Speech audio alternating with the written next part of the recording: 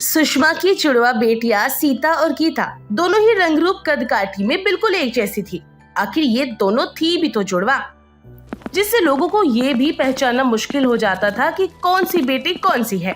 लेकिन सुषमा अपनी बेटियों को पहचान बनाए रखने में बहुत तेज थी। एक रोज सुबह सुबह किचन में खाना बनाते हुए वो अपनी बेटियों को आवाज लगा रही थी।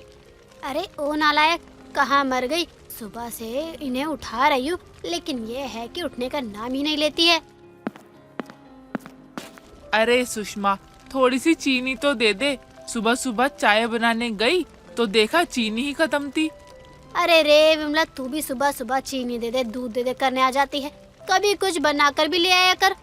अरे सुषमा, तू तो जानती है इस उम्र में मुझे 75 तरह की बीमारी लग रही है और सुबह सुबह मैं क्या ही बनाऊंगी। हाँ ये भी है, रुक देती हूँ चीनी। देख नहीं रही है घर में कितना काम पड़ा है, और मेरी सीता गीता कोई मतलब नहीं है इनका। मुझ पर रहम करके घर का कोई काम कर ले। अरे रे, तूने ही अपनी दोनों बेटियों को सर पर चढ़ा लिया है। क्या जरूरत थी उन्हें इतना बिगाड़ने की? अरे जब तक बच्ची थी तो मैं भी दोनों को नाजुक हाथों से काम नहीं करवाती थी, लेकिन ये दोनों अब बड़ी हो चुकी है। अब इन्हें लगता है काम करके खुद की सुंदरता को क्यों ही खराब करना। अरे रे, तेरे सर भी दुखों का पहाड़ है। खैर, तू अपनी बेटियों को बाद में उठा लियो। फिलहाल तो तू मुझे एक कप चीनी दे दे। विमला के जाने के बाद सुषमा भी अपने कामों में लग जाती है। लेकिन जब दिन के 12 बज जाते हैं और सुषमा की दोनों बेटियों में से कोई भी बेटी नहीं उठती, तो सुषमा उनके कमरे में पहुंचती है। अरे कब तक और सोने का इरादा है तुम दोनों का? तुम दोनों में थोड़ी सी भी शर्म बची है या उसे भी बेच खाई है तुम दोनों ने? माँ सोने दो ना, आपको पता नहीं है क्या, मेरा पेट खराब है और रात भर मैं वॉशरूम में ही बैठी रही हूँ। तो अब आप मुझसे कोई उम्मीद मत रखिएगा प्लीज। मेरे अंदर अब घर का काम करने की हिम्मत नहीं है। क्या तेरा पेट खराब है? अभी 4 दिन पहले भी तो तेरा पेट खराब था, और ये क्या हो रहा है? कितनी बार कहा है घर के खाने पर ध्यान दो, लेकिन नहीं, तुम लोगों को तो बाहर का ही खाना है। माँ, और मुझे नींद इसलिए आ रही है क्योंकि ये जितनी बार भी वॉशरूम गई है साथ में मुझे लेकर गई है, और इस वजह से मेरी नींद खराब हो गई है, और कुछ भी नहीं। तुम दोनों नहीं सुधरने वाली, जाकर दवा लेकर आओ, वरना घर में भी नहीं घुसने दूंगी अगर तुम दोनों में से कोई भी बाहर गया तो। अब कुछ देर बाद ही सीता के उठने के बाद गीता का उठना होता है और गीता हॉल में आते ही अपनी माँ से कहती है, माँ खाने में क्या बनाया है आपने? मुझे बहुत तेज भूख लगी है और मुझसे अब भूख बर्दाश्त नहीं हो रही है। दलिया उबाल कर रख दी है, जाकर खा लो। और अगर मैंने तुम दोनों में से किसी को भी उल्टा सीधा खाते देखा तो मुझसे बुरा कोई नहीं होगा। तुम दोनों को जरा सा भी ख्याल है? 2 दिन बाद तुम दोनों को देखने के लिए लड़के वाले आ रहे हैं। हाँ तो मेरा पेट खराब नहीं है जो मैं लड़के वालों के सामने I want to go toilet करती रहूंगी। हाँ, कल तक तो मेरा पेट ठीक हो जाएगा। गीता को चटपटा खाने की आदत थी और वो इतना तीखा और चटपटा खाया करती कि उसका पेट जवाब दे जाया करता। लेकिन जुबान के स्वाद के आगे उसे कुछ और सूझता ही नहीं था। ऐसे ही आने वाले 2 दिन और बीत जाते हैं और इन 2 दिनों के बाद गीता के लिए रिश्ता आता है। अरे बहन जी, आपके तो दोनों ही बेटी एक सी हैं, लेकिन हम तो किसी एक से ही अपने बेटे की शादी करेंगे ना। जी बिल्कुल, वैसे तो दोनों में कोई फर्क नहीं है, लेकिन हम दोनों की ही एक साथ शादी करना चाहते हैं। आगे पीछे हो जाए तो भी चलेगा। जी, तो इनमें थोड़ा बहुत तो 19-20 का फर्क होगा ही। जी हाँ ना, हमारी गीता बड़ी है और सीता छोटी। तो बस तय रहा, हम आपकी बड़ी लड़की से अपने लड़के की शादी की सोच रहे हैं। जी मैं भी गीता की शादी ही पहले करवाना चाहती हूँ, सीता के बाद में अगले साल। अरे गीता बेटा, तुम वहाँ क्यों खड़ी हो?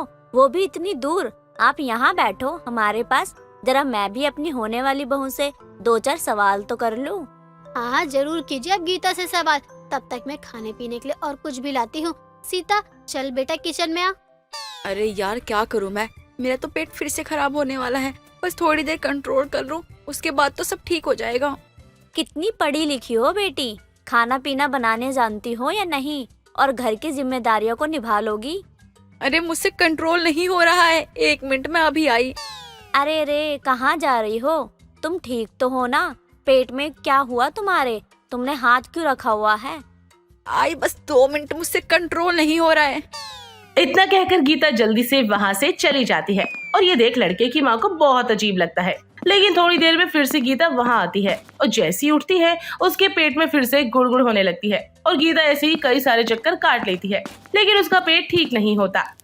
अरे ये क्या तरीका है लड़की का, यहाँ हम बैठे हैं और वो बार बार उठकर जा रही है आ रही है, हमारी भी कोई इज्जत है या नहीं। अरे आपको गलतफहमी हुई है। देखिए वो मेरी बहन नहीं थी जिसकी शादी होने वाली है, बल्कि वो तो मैं थी। अरे ऐसे कैसे तुम थी, इतना दिमाग तो मेरे पास भी है। अरे बहन जी सुनिए, यहाँ क्या चल रहा है, आप कुछ बताएंगी भी? माफी चाहती हूँ बहन जी, दरअसल वो क्या है ना, बच्चों ने कुछ उल्टा पुल्टा खा लिया है जिनसे उनका पेट खराब हो गया। क्या लड़की का पेट खराब है और उसने हमें उसी हाथों से समोसे उठा कर दिए हैं? राम रे राम, ये क्या किया। माफ कीजिए बहन जी, अपनी बेटियों के लिए आप कहीं और रिश्ता ढूंढ लीजिए। इतना कहने के बाद लड़का और उसकी माँ सभी वहाँ से चले जाते हैं। लड़के की माँ के जाते ही सुषमा की पड़ोसन का आना होता है। अरे सुषमा, एक टमाटर मिलेगा क्या? और ये लोग कौन है जो इतने गुस्से में यहाँ से गए हैं? अरे विमला क्या बताऊँ, मेरी बेटी ने तो मेरी इज्जत ही पानी में मिला दी। क्या किया इन दोनों ने? कहीं इनका चक्कर तो नहीं चल रहा या और कोई बात है? अरे ये जो लोग गए हैं वो गीता को देखने आए थे, लेकिन इस बेशरम लड़की की वजह से अच्छा खासा रिश्ता चला गया हाथ से। अच्छा, तो ये लोग गीता को देखने आए थे और इसका पेट खराब था तो ये बार बार जा रही थी और लड़के वालों को ये बुरा लगा। अरे एक का नहीं, दोनों का एक साथ पेट खराब हुआ है और लड़के वालों को लगा कि हर 2 मिनट में लड़की को आ रही है और एक जाती तो दूसरा दरवाजा पीटने लगती और इसमें सबसे ज्यादा काम खराब हो गया। अरे रे, ये सीन देखकर तो मैं भी तेरे घर से भाग जाऊं। वो तो फिर भी लड़के वाले थे, अब क्या वो अपनी बहू के रूप में ऐसी लड़की को देखेंगे जो कि बार बार उनके ही सामने हगने जा रही हो? इन दोनों को तो आज मैं सबक सिखाऊंगी। ना ये बाहर जाएंगी और ना ही कुछ खाएंगी, बस पूरे दिन उबला हुआ खाना खिलाऊंगी। मैं भी अब देखती हूँ कैसे ये करते हैं अपनी मनमानी। विमला और सुषमा ये बातें कर ही रहे होते हैं, तभी सुषमा और विमला देखते हैं कि एक तो पहले से ही वॉशरूम में है और दूसरी उसका दरवाजा पीट रही है और तो और दोनों ने घर को अपने सर पर उठा रखा है। निकल जा गीता, वरना यही हो जाएगी। तू नहीं मुझे तीखे गोलगप्पे खिलाए ना, माँ देख लो, कहो ना जल्दी निकले। एक से बढ़कर एक है, इन्हें तो तू बस उबला हुआ खाना खिलाइयो। और सुषमा भी अपनी बेटियों की हरकत से परेशान होकर उन्हें कई दिनों तक उबला हुआ खाना ही खिलाती है और बाहर भी नहीं जाने देती।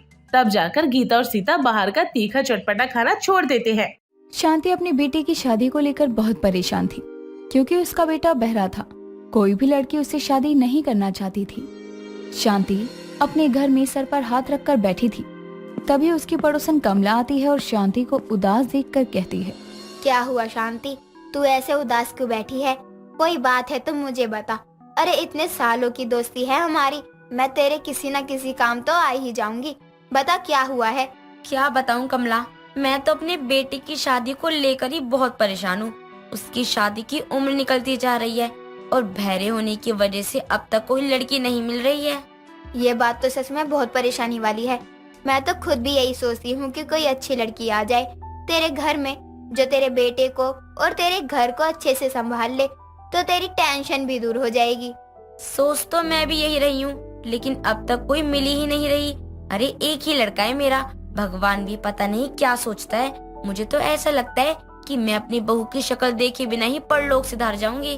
शांति, मेरी नजर में एक लड़की है तो सही, लेकिन उसमें भी कुछ कमी है। अगर बोले तो मैं बात चलाऊं। अब कोई अच्छी लड़की ना सही, लेकिन अंधी ही मिल जाए, तेरे बेटे का घर बस जाए। मैं किसी रिश्ते को मना भी करूं तो किस मुंह से करूं? अरे अब तक कितने रिश्ते हाथ से निकल चुके हैं। तू तो बता रही है कि लड़की अंधी है, तो वो तो सही है, बस मेरे बेटे का घर बस जाए, और क्या चाहिए। शांति के बोलने पर कमला लड़की से बात करवा देती है। लड़की शांति को काफी अच्छी भी लगती है और एक मंदिर में जाकर कुछ लोगों के सामने शांति अपने बेटे की शादी उससे करवाती है। शादी के बाद शांति की बहू सुमेधा की मुंह दिखाई की रस्म थी, तो सुमेधा सफेद रंग की साड़ी पहन लेती है और सबके सामने मुंह दिखाई के लिए आती है कि तभी शांति की बहू सुमेधा को देखकर वहाँ एक औरत कहती है, शांति, तेरी बहू शायद भूल गई है कि वो शादीशुदा है ऐसा लग रहा है कि अभी अभी इसका पति गया है और ये शोक सभा में आई है। कुछ समझाती क्यों नहीं? ये कैसी बात कर रही है? अरे वो बेचारी अंधी है, लेकिन तुझे तो दिखाई दे रहा है ना, तो उस पर हंसने के बजाय अपना मुंह बंद रख। सुमेधा बेटा, तू गलती से सफेद साड़ी पहन कर आई है, जा बदल ले। हाँ हाँ, ये भी तो हमारी ही गलती है। हम ही भूल गए थे कि शांति की अंधी बहू आई है। अरे जिसके लिए सारे रंग एक बराबर है, उसे सफेद काले में कहाँ कोई फर्क पता चलेगा? तुझे क्या मजा आता है दूसरों को परेशान करने में? अरे नई नई बहू आई है, शांति की मुंह दिखाई के लिए बुलाया है तुझे, लेकिन तू तो जहर घोलने आ गई है। शर्म है या नहीं तुझे? अरे आंटी जी, आप मेरे लिए बहस क्यों कर रही हैं? मुझे थोड़ा समय दो, मैं अभी साड़ी बदल कर आ जाती हूँ। वो क्या है ना, जो साड़ी ऊपर आई मैंने वही पहन ली, मुझे नहीं पता था ये सफेद है। कमला और उस औरत में बहस हो गई थी कि तभी वहाँ शांति का बेटा पुनीत आता है और कमला बोलती है, अच्छा हुआ पुनीत, बेटा तू आ गया। अब तू जरा बहू को कमरे में लेकर जाइयो और इसको दूसरे किसी रंग की साड़ी दे दियो। गलती से इसने सफेद साड़ी पहन ली है। शरबत लेकर आना है, लेकिन आंटी जी शरबत तो यहीं पे रखा हुआ है, फिर दोबारा से आप शरबत क्यों मांग रही हो? ये शरबत क्या गर्म हो गया है? अच्छा बर्फ लेकर आऊं मैं आप लोगों के लिए? अरे भाई कमला, भूल गई थी क्या कि अंधी बहू का पति बहरा है? तो उसे बातों से नहीं बल्कि अपने इशारों से समझाना पड़ता है, तभी उसे कुछ समझ आएगा, वरना नहीं आएगा। आंटी जी माफ करना, मैं बहुत देर से सुन रही हूँ। आप कभी मेरा मजाक बना रही हो तो कभी मेरे पति का। हम दोनों की कमियां तो आप सबको बड़े मजे से बता रही हो, अपनी कमियां भी बता दो। मुझ में क्या कमी है? मैं अंधी या बहरी थोड़े हूँ तुम दोनों की तरह। मेरे शरीर के सभी अंग बहुत अच्छे से काम करते हैं, और वैसे भी जिसमें कमी होती है ना, उसको पूरी दुनिया में कमी नजर आती है। देखा आंटी, आपकी कमी है कि आप बिना कुछ सोचे समझे बोल देती हो। अभी आप मेरे अंधे होने का मजाक बना रही थी और अब बोल रही हैं कि पूरी दुनिया में कमियां नजर आती हैं। मुझे दिखाई कैसे दे सकता है? सुमेधा के जवाब से वहाँ मौजूद सब लोगों का मुंह बंद हो जाता है। कुछ देर बाद सुमेधा साड़ी बदल कर आ जाती है और फिर सभी लोग उसकी मुंह दिखाई करते हैं। शादी के बाद बहुत परेशानी होती है, कहीं सुमेधा के अंधेपन की वजह से तो कहीं पुनीत के बहरे होने की वजह से, लेकिन जैसे तैसे दोनों सब कुछ अच्छे से संभालते हैं। कुछ दिनों के बाद सुमेधा अपने हिसाब से रसोई में खाना बनाने जाती है। तभी वहाँ उसकी सास शांति आती है और देखती है कि सुमेधा खाने में बस नमक डाले जा रही है। ये देखकर शांति कहती है, लगता है सच में गलती कर दी अंधी को बहू बनाकर। अब तक तो अपने बेटे को ही संभालना पड़ रहा था, लेकिन अब तो बहू को भी राह दिखानी पड़ रही है। माँ जी माफ करना, मुझसे कोई गलती हुई है क्या? बहू अंधी है तो अंदाजा तो लगा ही सकती है ना, सब्जी में नमक डाल रही है या नमक पे सब्जी बना रही है। कितना नमक भर दिया है इसमें, अब ये सब्जी खाने लायक रह गई है क्या? माँ जी वो तो मैं खाना तो अच्छा ही बनाती हूँ, लेकिन मुझे थोड़ी परेशानी हो रही है। नया घर है और सामान का भी कुछ पता भी नहीं है, तो बस इसलिए मुझसे गलती हो गई। लेकिन मैं नमक वाले खाने को भी ठीक करना जानती हूँ। अरे शुरू में ऐसी गलती बहुत हुई है मुझसे। अब ठीक कैसे करेगी? रहने दे, ठीक करने के चक्कर में कहीं और कुछ न बिगाड़ दे तू। माँ जी आप बस मुझे हल्का सा पानी और दही दे दीजिए, फिर देखिए मैं इसी खाने को और भी अच्छा बना सकती हूँ। अंधी जरूर हूँ लेकिन थोड़ी अकल तो है मुझ में। सुमेधा उसी खाने को बहुत अच्छा बना देती है। सुमेधा में कोई कमी नहीं थी, बस वो अंधे थी। सुमेधा अपनी तरफ से हर कोशिश कर रही थी अपनी गृहस्थी अच्छे से चलाने की, लेकिन अब सुमेधा की सास को कहीं ना कहीं सुमेधा ना पसंद आने लगी। ऐसे ही एक दिन सुमेधा बाथरूम में नल खुला छोड़ आई थी। जब उसके बाद शांति बाथरूम में जाती है और देखती है कि नल खुला है, सुमेधा को खींचकर अपने साथ बाथरूम में लाती है और कहती है, बहू अंधी है तू, बहरी नहीं। बाथरूम का नल खुला था, तुझे दिखाई नहीं दिया तो आवाज भी नहीं गई क्या? तुझे नुकसान करने के लिए हर समय बस बहाना ही चाहिए होता है ना बहू।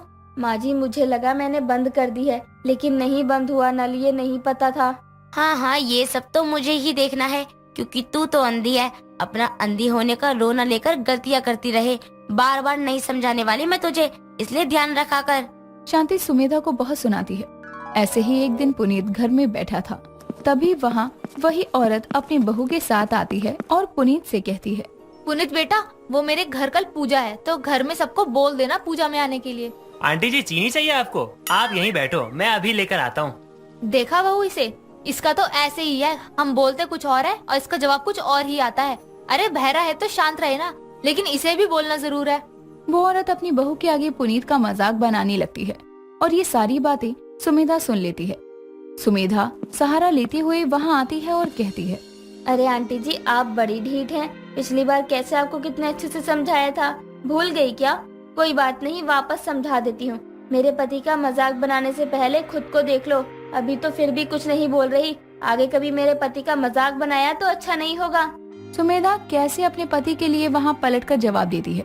ये सारी बातें शांति सुन लेती है और खुद से बातें करते हुए शांति कहती है, मेरे बेटे के लिए अंधी बहू से ज्यादा अच्छी कोई लड़की नहीं हो सकती। भगवान इन दोनों की जोड़ी हमेशा ऐसे ही बनाए रखे और सारी परेशानी से दोनों को दूर रखो। सुमेधा बहुत ही अच्छी और संस्कारी लड़की थी और अंधी होने के बाद भी वो शांति के बेटे का बहुत अच्छे से ध्यान भी रखती थी और शांति की भी सब जरूरतों को पूरा किया करती थी। और आखिरकार शांति को भी अपनी गलती का एहसास होता है और उसे समझ में आ जाता है कि सुमेधा से अच्छी बहू उसके बेटे के लिए कोई हो ही नहीं सकती, क्योंकि ये जोड़ी तो राम जी ने स्वयं बनाई थी। जहाँ शांति में एक कमी थी, वहीं सुमेधा में भी एक कमी देकर ही भेजी थी और इस तरह शांति अपनी बहू सुमेधा के साथ खुशी से रहती है। नायरा रसोई में छुप छुपा कर आलू चाट बना रही थी। तभी वहाँ नायरा के साथ सुलोचना आती है और नायरा को आलू चाट बनाते हुए देखकर सुलोचना उसके सर पर मारती है। तू फिर ये आलू चाट बनाने लग गई? अरे तुझे कितनी बार बोल चुकी हूँ कि रोज रोज ये आलू चाट मत बनाया कर। इतना आलू चाट खाती है, तेरी तबीयत खराब हो जाएगी एक दिन। माँ जी, वो मुझे बहुत जोर की भूख लग रही थी, इसलिए मैंने बस आलू चाट बनाए हैं। हाँ, भूख लग रही थी। तेरी भूख का क्या, वो तो बस आलू चाट से ही मिट सकती है। घर में और कुछ खाना कहाँ है? देख, मैं तेरी सास हूँ, तुझे अपनी सास की बात माननी ही पड़ेगी और तू ये अब आलू चाट नहीं खाएगी। माँ जी, अब क्या आप अपनी बहू को खाने पीने के लिए भी रोक टोक करेंगी? ये तो गलत है ना माँ जी। इस देश में तो लोगों को अपनी मन की बात रखने का भी हक है। मैं तो फिर भी चुपचाप मन का ही खा रही हूँ। मन का खाते खाते ना एक दिन खाने लायक ही नहीं बचेगी तू। आई बड़ी मन का खाने वाली।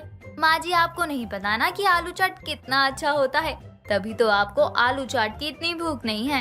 लेकिन जिस दिन आलू चाट खा लोगी ना, उस दिन देखना आप भी मेरी तरह रोज आलू चाट ही खाओगी।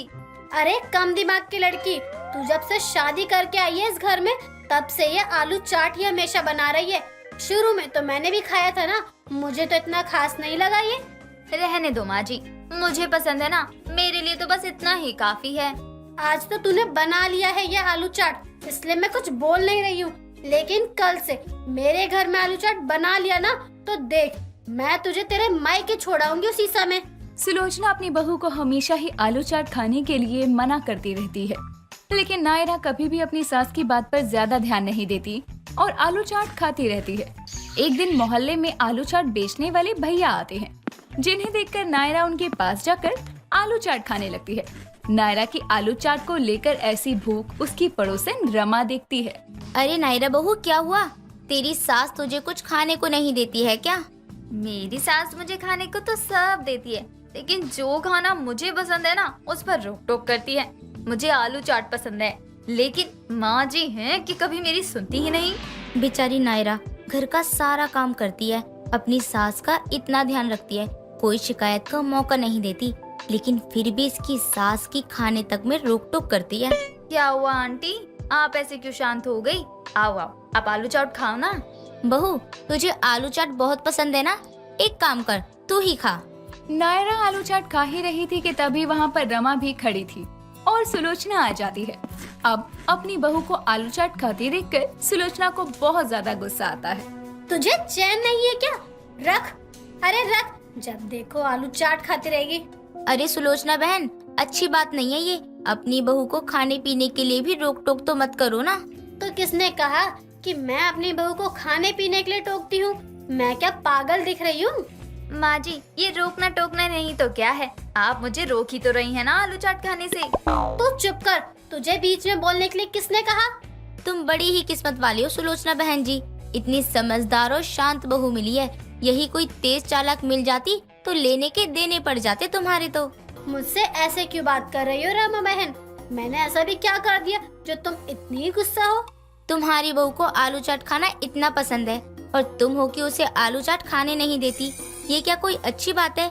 नहीं ना, बड़ी हो तो बड़ी की तरह ही बर्ताव करो ना तुम। अच्छा, तो ये सब मेरी बहू ने ही बताया होगा ना तुम्हें?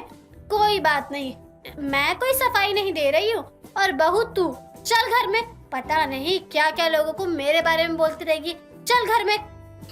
एक लड़की तुम्हारे घर में बहू बनकर आई जिसकी सारी इच्छा तुम्हें पूरी करनी होगी, लेकिन तुम तो उसी बेचारी बच्चे के खाने पर भी लाले लगा रही हो। शर्म आनी चाहिए तुम्हें तो।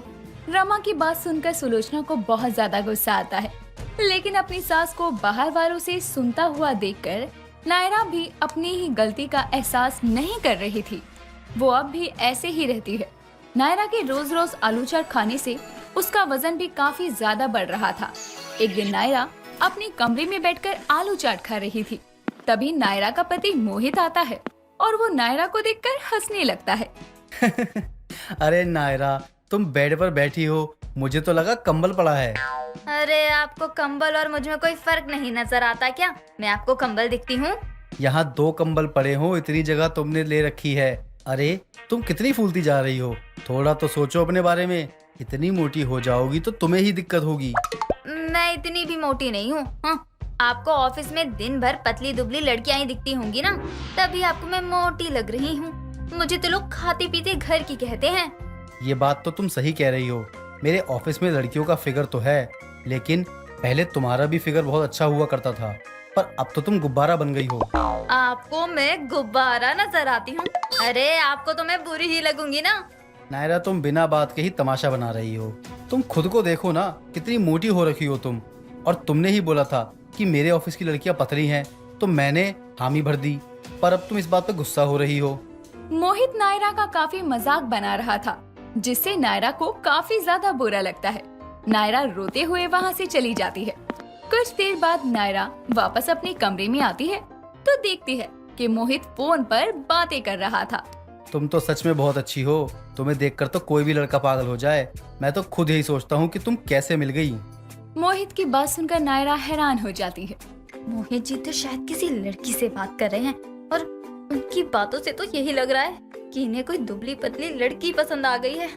मैं सच में क्या कुछ ज्यादा ही मोटी हो गई हूँ? नायरा काफी परेशान हो जाती है, क्योंकि उसके मन में ये आ जाता है कि मोहित को अब मोटी नायरा पसंद नहीं है।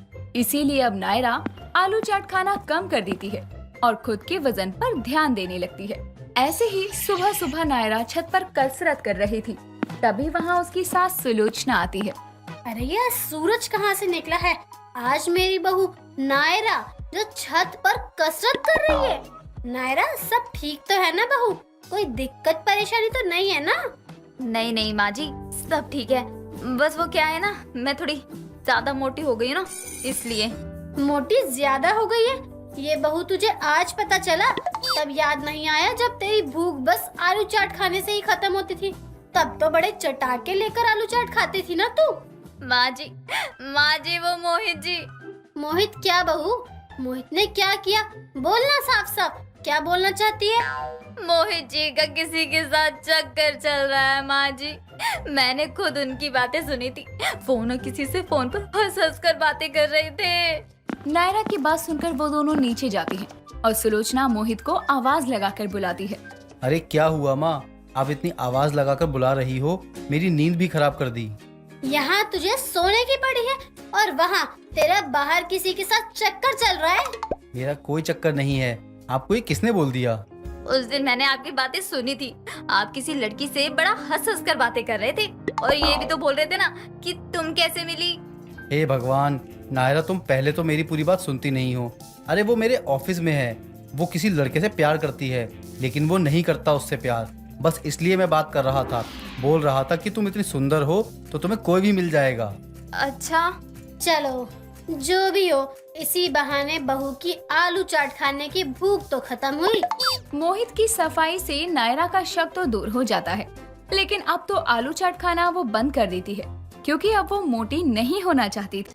दोस्तों, अगर आपको ये कहानी पसंद आई तो इसे लाइक करें, शेयर करें और कमेंट करके बताएं कि कहानी में आपको सबसे अच्छा क्या लगा।